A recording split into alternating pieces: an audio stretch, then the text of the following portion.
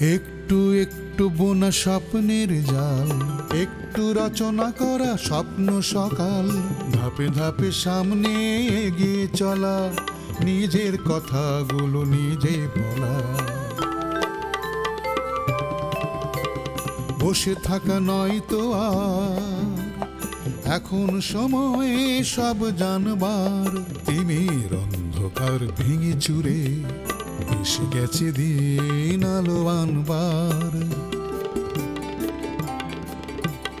সূর্যের হাতছানি ওই কেন তবে আবদ্ধ রই, কালো আধার কেটে আকাশ জুড়ে দেখো বসেছে প্রাণের মেলা, ভোরের আকাশে ওই করছে খেলা, সোনালি মেঘের ভেলা।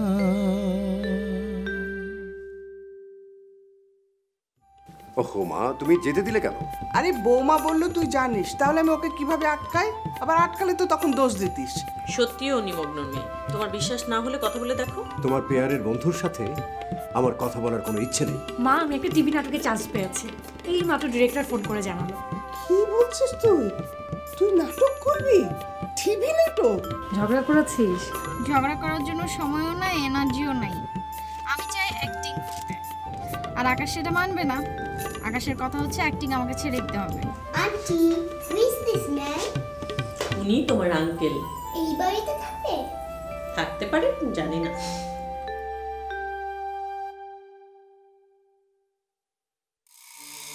একটু ঝগড়াঝাটি, তুমি আমাকে মারবে আর আমি ওখানে থেকে পড়ে পড়ে তোমার মার খাবো না? আহা, মারলাম কোথায়? মেজাজ খারাপ হয়ে গিয়েছিল, তাই হাতটা উঠে গিয়েছিল। মারা আর মারার জন্য হাত তোলা একই কথা।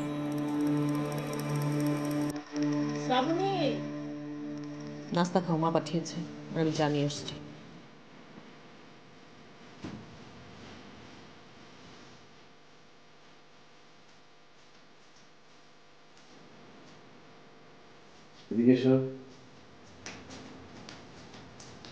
কি নাম তোমার? My name is Ming. Beautiful name. What is your father's name? My father's name is Atikul Haq Nimoglu.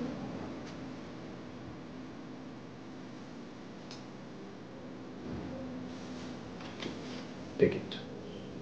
Thank you. You're welcome.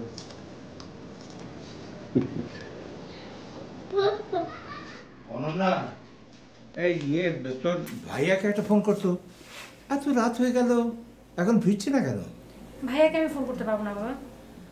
তাহলে বৌমাকে একটা ফোন করে দেখ ওখানে গেছে কিনা। ভাবিকে মনে হয় ফোন করাটা ঠিক হবে না বাবা। কেন? ভাইয়া যদি ওখানে গিয়ে না থাকে, ভাবি কিন্তু টেনশনে পড়ে যাবে। সেটা অবশ্য ঠিক বলেছিস। তুমি এত টেনশন করছো কেন? ভাই কি ছেলে মানুষ নাকি? চলে আসবে।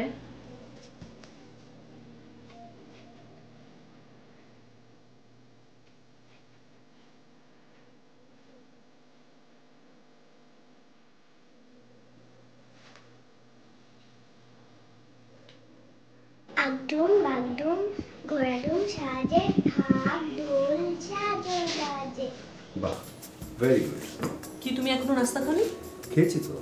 Only one piece. তোমাকে আরেকবার গ্র্যান্ডমার কাছে যেতে হবে। Okay. মা কিন্তু আবারও বললেন তোমাকে থেকে যেতে। তুমি চলো। বললাম না যাবো না। মিম কখন যাবে? ও রাতে ওর বাবা এসে নিয়ে যাবে। নিমগ্ন এত রাতে এই বাড়িতে আসবে? বাড়ি আসবে না মেয়েকে নিতে? মেয়েটা কি একা একা যাবে নাকি?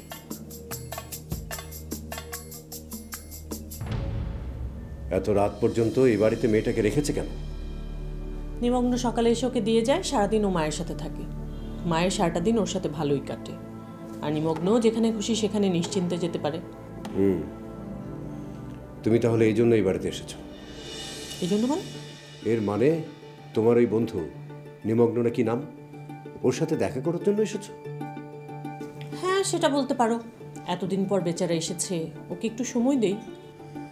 তুমি খুব ভালো করেই জানো আমি নিমগ্নকে সহ্য করতে পারি না, তারপরও তুমি ওকে সহ্য করতে পারো না, সেটা তোমার সমস্যা। নিমগ্ন আমার খুব ভালো বন্ধু। শুধু বন্ধু? নাকি আরো বেশি কিছু? সেটা অবশ্য মেপে দেখিনি। আর বেশি হলে সমস্যাটা কি? তোমার লজ্জা করে না স্বামীর মুখের উপরে বন্ধুর সাথে সম্পর্কের কথা বলতে? Shrabani,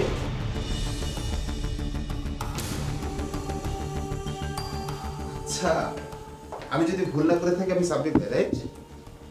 how are you? Fine. আপনি? ভালো, প্লিজ বসেন। ভাই, আমার নাম হচ্ছে নিমগ্ন, কিন্তু আমি আমার নামের ঠিক উল্টো। সবাইকে নিয়ে হেসে খেলে দিন পার করে দিতে চাই।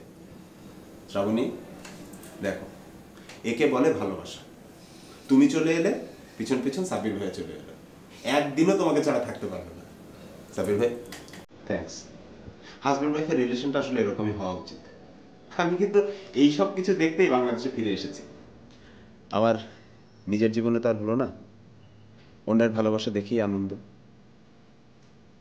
থ্যাঙ্কস। আপনার কথা শুনলাম, ভেরি স্যাড। না না, আই এম কোয়াইট ফাইন।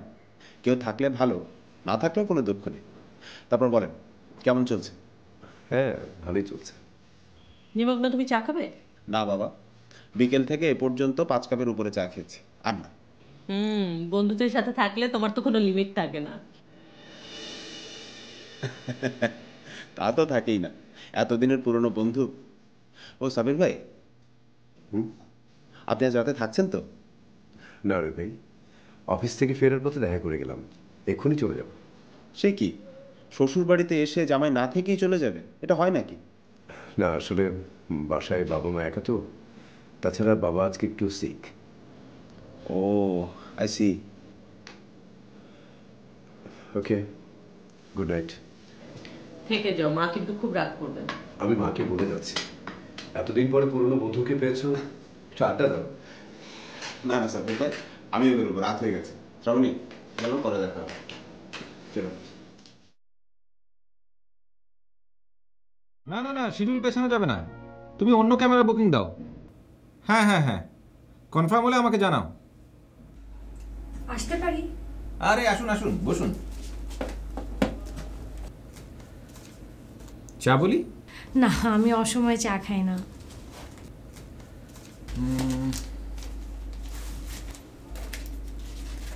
এই নিন আপনার স্ক্রিপ্ট, বাসায় গিয়ে ভালো করে পড়বেন। এবার নাটকটা নিয়ে একটু কথা বলি। শিওর। আমাদের শুটিং ডেট হচ্ছে 16, 17, 18। প্রথম দিনে আপনার কোনো শুটিং নাই, কিন্তু আমি চাই আপনি প্রতিদিনই থাকেন। প্রথম দিনে সবার সাথে পরিচিত হলেন, সারাক্ষণ থাকলেন, কিভাবে কাজ হয় দেখলেন।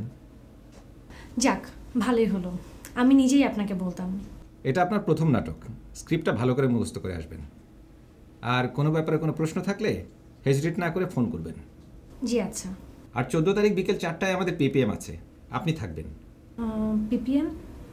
পিপিএম মানে হচ্ছে প্রি প্রোডাকশন মিটিং। শুটিংয়ে যাওয়ার আগে পুরো প্রোডাকশন প্ল্যানটা পিপিএমে ঠিক করা হয়। ডিরেক্টর, ক্যামেরাম্যান, আর্টিস্ট, প্রডিউসার, ম্যানেজমেন্টের লোকজন সবাই এই মিটিংয়ে উপস্থিত থাকবেন।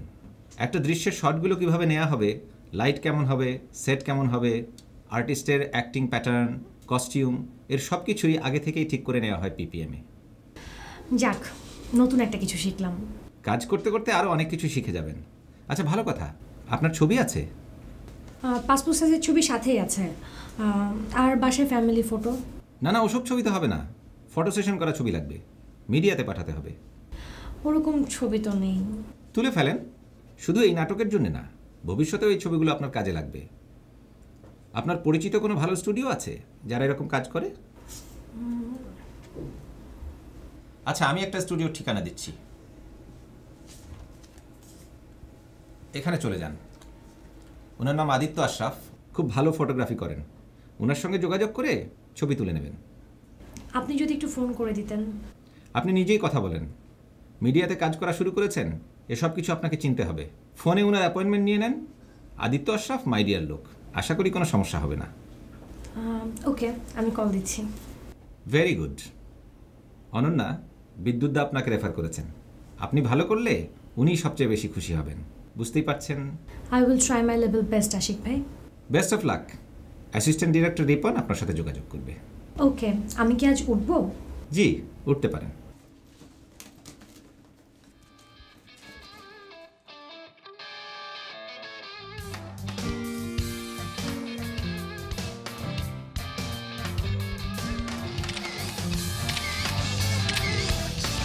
উপরের দিকে। আসো ভাইয়া, আসো আসো। Wow, nice. Smile.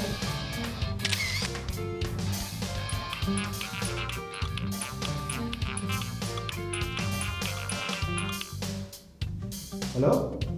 Hello, Aditya Ashraf বলছেন? হ্যাঁ বলছি।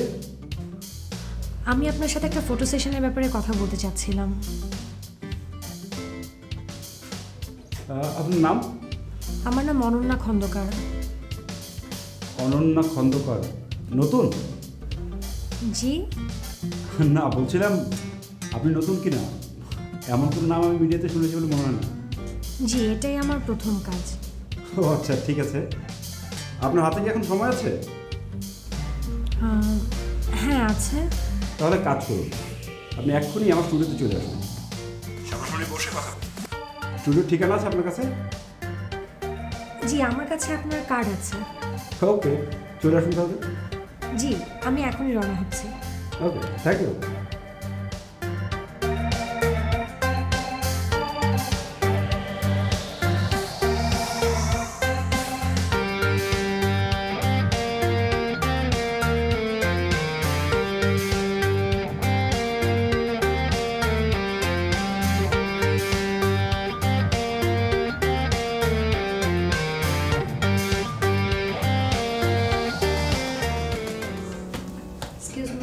জি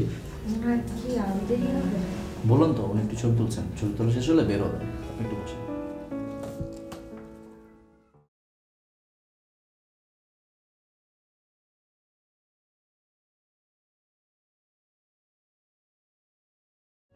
হ্যালো। হ্যাঁ অনন্যা। জি ম্যাডাম। আজকে আসতে পারবে? আজকে? হ্যাঁ, নতুন কিছু জিনিস মাথায় সাজিয়ে ফেলেছি, বুঝলে? লিখে ফেলতে পারলে ভালো হতো, না হয়তো ভুলে যাব। সমস্যা হবে? আমি না হয় এক্সট্রা পে করে দেব। 5:30টায় টিউশন নিয়ে আছে ম্যাডাম, 3টার দিকে হলে পারবো। ওকে, তুমি না হয় 3টাতেই চলে এসো, প্লিজ ডোন্ট মাইন্ড। না না, আমি ঠিক সময় চলে আসবো ম্যাডাম। থ্যাঙ্কস।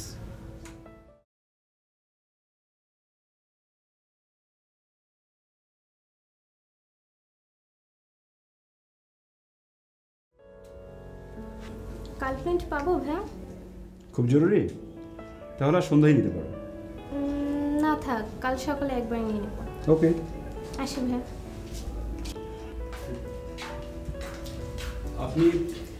আমি অনন্যা খন্দকার, একটু আগে কথা হয়েছিল ফোনে। হ্যাঁ, আচ্ছা বলতো আপনার কী জন্য ছবি দরকার? আমি একটা নাটকে পারফর্ম করছি, প্রিন্ট মিডিয়ার জন্য। আচ্ছা আচ্ছা, ডিরেক্টরকে? আশিক খান। ও আচ্ছা, তার মানে বিদ্যুৎ বাবুর প্রোডাকশন না? Very good. আপনি কি প্যাকেজ দিতে চান? প্যাকেজে? এটা আপনাদের টিভি নাটকের প্যাকেজ না, এটা হলো আমাদের ছবি তোলার প্যাকেজ। আমরা আসলে দুভাবে কাজটা করে থাকি। প্রথমত আপনি মানে একটা সেশন করে পুরো প্যাকেজে করে ফেলতে পারেন, আবার পার্ট বাই পার্ট করতে পারেন। আমি আসলে এসব বুঝি না। আচ্ছা ঠিক আছে, আমি আপনাকে বুঝিয়ে দিচ্ছি। আপনি যদি স্টুডিওতে ছবি তুলতে চান তাহলে কিছু বিষয় আপনার জানা খুব জরুরি। স্টুডিওতে হলে প্রথমে studio, light, camera, makeup, costume, photographer, print খরচ। আর যদি আপনি আউটডোরে যান তাহলে কিছু খরচ বাড়বে, ফুডের কস্ট, তারপর ট্রান্সপোর্ট কস্ট। আপনি দুটোভাবে এটা করতে পারেন। সব সাপোর্টগুলি আমরাই দিব, আপনি শুধু কস্টিউম আনবেন। সেটা প্যাকেজও হতে পারে, আবার পার্ট বাই পার্ট হতে পারে। তখন আপনি ভাবেন কোনটা আপনার পছন্দ। যেটা ভালো হয়। আমি আপনাকে হেল্প করি? অবশ্যই। আমার মনে হচ্ছে যে আপনার যে কাজের জন্য ছবি দরকার তাতে আউটডোরের দরকার হবে না, আপনি স্টুডিওতে করে ফেলেন।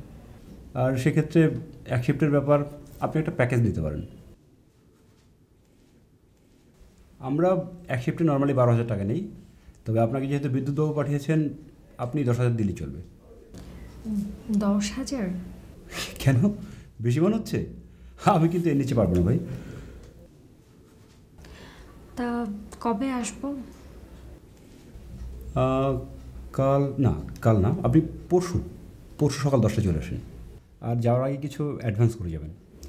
অ্যাডভান্স কত? যে আপনি পারেন।